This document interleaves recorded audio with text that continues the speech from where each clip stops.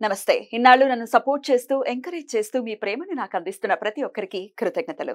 అలాగే ఈ వీడియో కూడా ఖచ్చితంగా మీకు ఉపయోగపడుతుంది. లైక్, షేర్ అండ్ సబ్స్క్రైబ్ చేసి మీ సపోర్ట్‌ని నాకు అందించండి. అలాగే ఈ వీడియో పట్ల మీకున్న అభిప్రాయాన్ని కామెంట్ సెక్షన్‌లో కామెంట్ చేసి తెలియజేయండి. ఇప్పుడు వీడియోని చూద్దాం. నేను మీ జయశంకర్ సిస్ట్ల. మన పిల్లలకి పుట్టిన తేదీని అనుసరించి బలమైన సంఖ్యాబలంలో పేరు పెడదాం. సమాజానికి దేశానికి బలమైన పౌరులనిద్దాం. ఏ ఇంట్లో కూడా అర్ధాయుష్ మరణాలు లేకుండా చేద్దాం. నమస్తే. Welcome to our channel. నేను పద్మిని. ప్రస్తుతంతో పాటు ప్రముఖ ఆధ్యాత్మికవేత్త, ఆస్ట్రో న్యూమరాలజిస్ట్, వేదిక్ వాస్తు స్పెషలిస్ట్, శ్రీ విద్య మరియు హనుమత్ ఉపాసకులు బ్రహ్మశ్రీ డాక్టర్ శివయోగి సిస్లా జయశంకర్ గారు మనతో పాటు ఉన్నారు. మాట్లాడదాం. నమస్కారం అండి. మా ఆయుష్మతి భవ. బాగున్నారండి? బాగున్నామ్మా. ఒక ఫ్యామిలీలో రకరకాల ఇష్యూస్ ఉండటం అనేది ఈ మధ్య కాలంలో మరీ ఎక్కువ అవుతున్నాయా అని అనిపిస్తుంది సార్. ఎందుకంటే ఒకరికి ఒకే ఫ్యామిలీలో నలుగురు ఉంటే పిల్లలేమో చెప్పిన మాట వినకపోవటం, ఇంటి పెద్దేమో రకరకాల బ్యాడ్ హ్యాబిట్స్కి లోన్ అవ్వటం, భార్య ఏమో చేయాల్సిన పనులు కరెక్ట్ టైంకి చేయలేకపోవటము, లేకపోతే బద్ధకంగా ఉండటము, ఇంకేదైనా. ఇవన్నీ బాగానే ఉన్నాయి అనుకుంటే హెల్త్ ఇష్యూస్ ఉండటము, ఇట్లాంటివన్నీ ఎందువల్ల వస్తున్నాయంటే ఒక్కొక్కరికి ఒక్కొక్క సమస్య ఉంటే, ఇట్లా ఆర్థిక పరమైన సమస్యలు ఉన్నాయంటే ఆబ్వియస్గా whole family will be affected.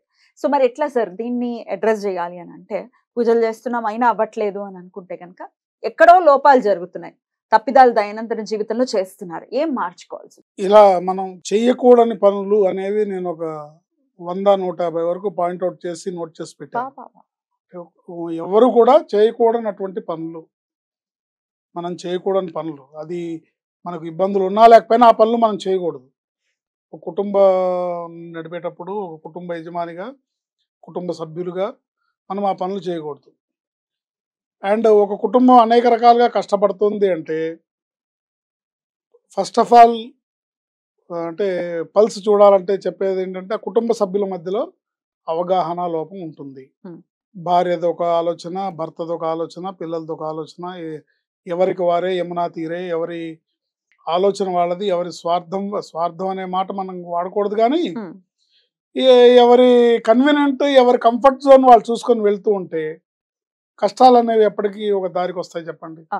కుటుంబం అంతా యూనిటీ బిగిన్స్ ఎట్ హోమ్ అంటాం. కుటుంబం అంతా ఒక మాట మీదకి వచ్చి ఒకళ్ళ కోసం ఒకళ్ళు ఈ మనకి కష్టం పోవాలి, ఏం చేయాలి, ఎట్లా అని తలా ఒక చెయ్యి వేసి అందరూ మనం ఇట్లా ఉండాలి, మనం ఈ పని చేయకూడదు అనే విషయాల్ని కుటుంబ సభ్యులందరూ తరచుగా చర్చించుకుంటే ఎవరిది వాళ్ళకి అర్థమైపోతుంది. ఏంటి, ఎవరు తెలియని వాళ్ళు ఎవరు లేరు. ఇవాళ రేపు సోషల్ మీడియా పుణ్యమాని అందరికీ అన్ని రకాలుగా తెలుస్తూనే ఉన్నాయి, అన్ని రకాల అవగాహనలు ఉన్నాయి. చేసుకోవాలి, బుర్రకెక్కించుకోవాలి. ప్రధాన్ని టేక్ ఇట్ గ్రాంట్గా ఈజీగా తీసి పడేయకూడదు. చెప్పేవాళ్ళు ఎవరు వాళ్ళ దగ్గర సమయం టైంపాస్ కోసం అయితే చెప్పట్లేదు మీకు. సో అన్నీ అందరికీ పనికి రాకపోవచ్చు, అన్నీ అందరి కోసం కాకపోవచ్చు, కానీ దీంట్లో మనం ఏమైనా సరి చేసుకోవచ్చా అని ఆలోచించడంలో తప్పలేదు. ముఖ్యంగా చూసుకుంటే ఇప్పుడున్న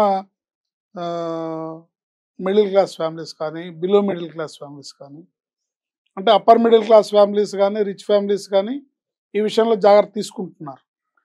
కానీ ఎటొచ్చి ఇబ్బంది వచ్చి ప్రతిదీ రూపాయి లెక్క కట్టుకునే middle class families, below middle class families, ఇంకొంచెం పూర్ ఫ్యామిలీస్, ఇలాంటి వాళ్ళు మటుకు కొద్దిగా ఇలాంటి విషయాల్లో నెగ్లిజెన్స్ ఉంటుంది. దీంట్లో ముఖ్యంగా చూసుకుంటే బాత్రూమ్స్ క్లీనింగ్ అది క్లీనింగ్ లేకపోతే ధనం రావటం ఆగిపోతుంది.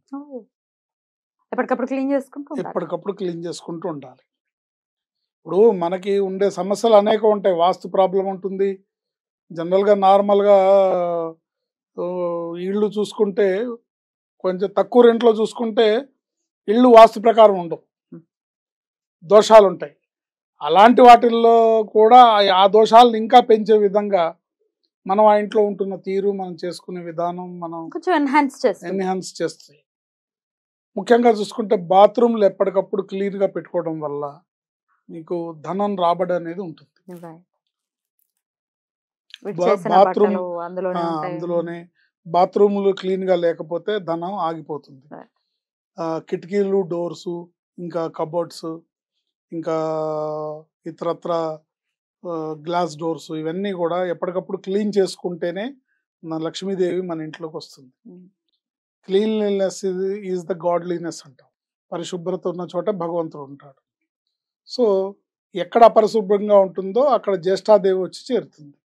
సింపుల్ లాజిక్ ఇది. మన వాళ్ళు చెప్పింది ఊరికే ఏది కాదు. కూడా ఊరికే పోదండి. కరెక్ట్. దీన్ని అంటే అశ్రద్ధ అలాగే చెప్తారులే అనుకొని తీసేసి వదిలేసినందువల్ల ఇన్ని రకాల కష్టాలు పడుతున్నాం. సో ఈ ఇళ్ళు వాకిళ్ళు శుభ్రంగా ఉంచుకోవడం, ఎప్పటికప్పుడు దుమ్ము ధూళి లేకుండా నీట్గా పెట్టుకోవడం, అండ్ ముఖ్యంగా చూసుకుంటే తిన్న కంచాలు, వండుకున్న గిన్నెలు ఎప్పటికప్పుడు సర్దుకొని కడుక్కొని సింక్లోనే పడి ఉంటాయి సింక్లోనే జనరల్గా. కుప్పలుగా పడి ఉంటే అది మంచి లక్షణం కాదు. ఎప్పటికప్పుడు క్లీన్ చేసుకొని పెట్టేసుకోవడం ఉత్తమమైన పని. ఎప్పటికప్పుడు శుభ్రం చేసి పెట్టేసుకోవడం. ఎందుకంటే లక్ష్మీదేవి మన ఇంట్లోకి రావాలంటే ఉభయ సంధ్యల్లోనూ ఆవిడకి ద్వారాలు తెరుచుకుంటాయి.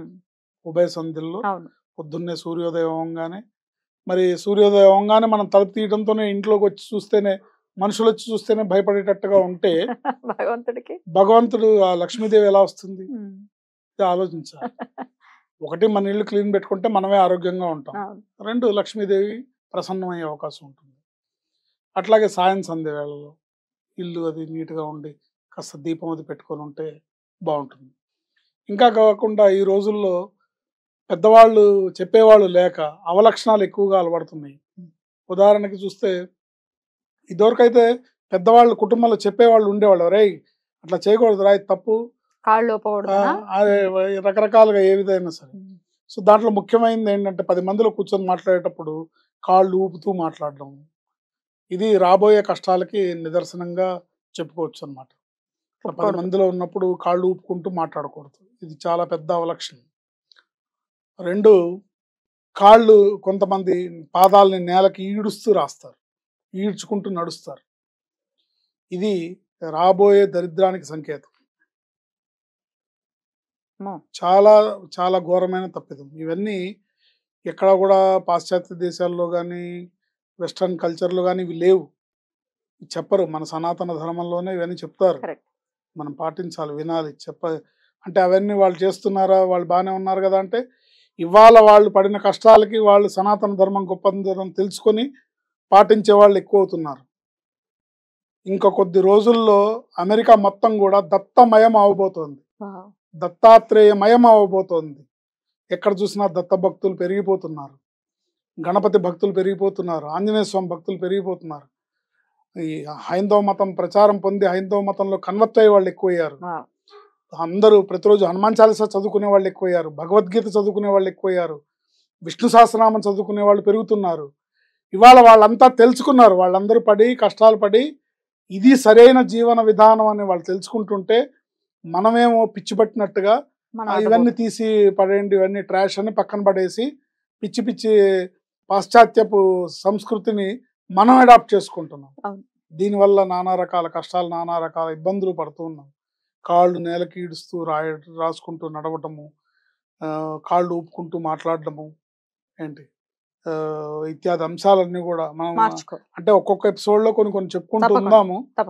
ఎక్కడ ఎవరికి మనకి ఇది అవును నిజమే ఇది తప్పు అని అనిపించినప్పుడు దాన్ని సరి చేసుకుంటూ ముందుకెళ్తే మన జీవితం మారి అదృష్ట లక్ష్మి మన ఇంటి తలుపు తట్టే అవకాశం ఉంటుంది. Beautiful sir. ఈ విషయాలు ఖచ్చితంగా మార్పును తెచ్చుకుందాం. ఇదే మన వాళ్ళు ఆచరించిందే మనం వదిలేయటం రీత్యా రకరకాల కష్టాలు వస్తున్నాయి కాబట్టి డెఫినెట్ గా మార్చుకుందాం. చాలా బ్యూటిఫుల్ గా ఎక్స్ప్లెయిన్ చేశారు. Thank you so much.